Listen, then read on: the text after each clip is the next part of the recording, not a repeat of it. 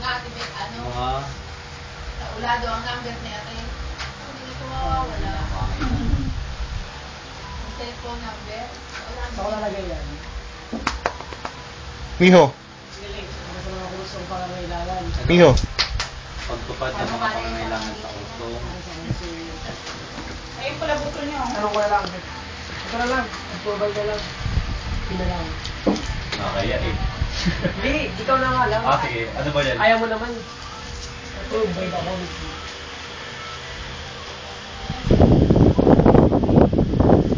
Pinayagan? Ng committee.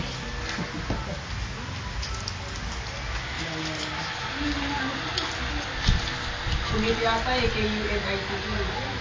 Yung ba ka nag-Tagalog nun? Parang tinagalog ng mismo.